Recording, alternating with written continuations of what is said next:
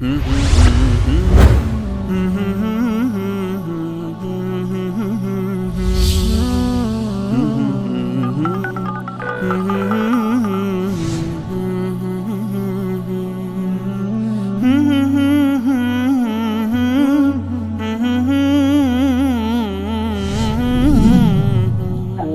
بلاکماز از ولایت فاریاب، 20 ساله دولت‌آباد، قریه توفانقله.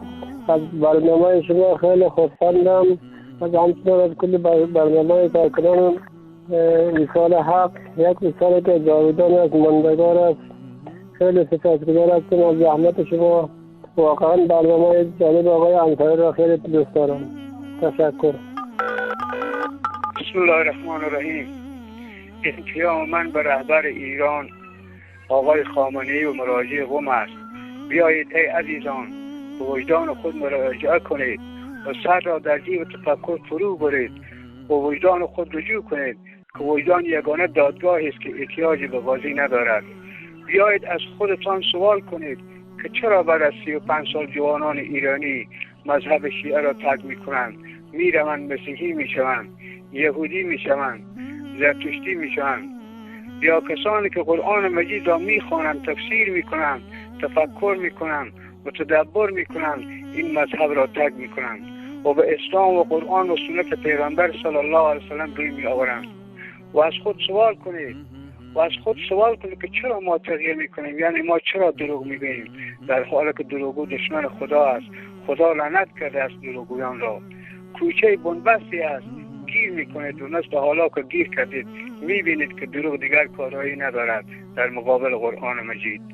بیایید به خودمان بگوییم آخر چرا مایان به ناموس پیغمبرمان فحش و ناسزا میگوییم؟ آخر چرا مایان بیاران پیغمبرمان دشمنی داریم؟ آخر چرا این کلام رب العالمین را تعریف شده میدانیم؟ آخر چرا مایان برخلاف دستور پیغمبر عمل میکنیم؟ آخر چرا هر موقعی که قدرت نظامی من بالا میرود میفتیم به جون مسلمانان، عوض این که با کفار بجنگیم بر کشتار مسلمانان روی می آوریم و با کفار همدست میشویم؟ آخر چرا هوای خراب کردن مکه و مدینه را به سر میپروانیم؟ از خودتان سوال کنید که این چه مذهبی است که شما از آن پیروی میکنید؟ شما خودتان قضاوت کنید. و این امام زمان حاضر یعنی قرآن مجید که هر دم ما را به سوی خود میخواند و راهنمایی میکند به سوی فلاح و رستگاری، ولی ما حاضر نیستیم به حرفش گوش دهیم.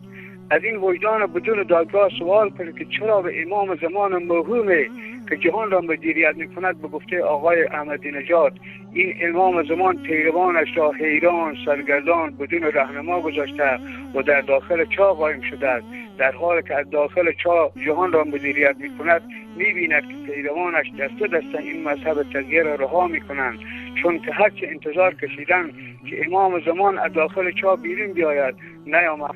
بعد فهمیدن که امام زمانی وجود ندارد، چون که ریشه دروغ است. بیایید ای عزیزان، خود این ملت را از سردرگمی نجات دهید و چنگ بزنید به قرآن مجید و سنت رسول الله صلی الله علیه وسلم که عذاب خداوند بسیار سخت است، که بنده بسیار عاجز و ناتوان و کم طاقت است. اگر رعد و برق و غرش ابرها 10 دقیقه ادامه پیدا کند، زندگانی در روی زمین باقی نخواهد ماند. پس بدانید که قادر مطلق خداوند متعال است و دین اسلام فقط و فقط پیروی از قرآن مجید و سنت رسول الله صلی الله علیه وسلم است و بس. غیر از این دو خود من در آوردی است. ترسم که به کعبه نرسی ای عربی، این راهی که تو میروی به ترکستان است. و السلام، قضاوت با شما.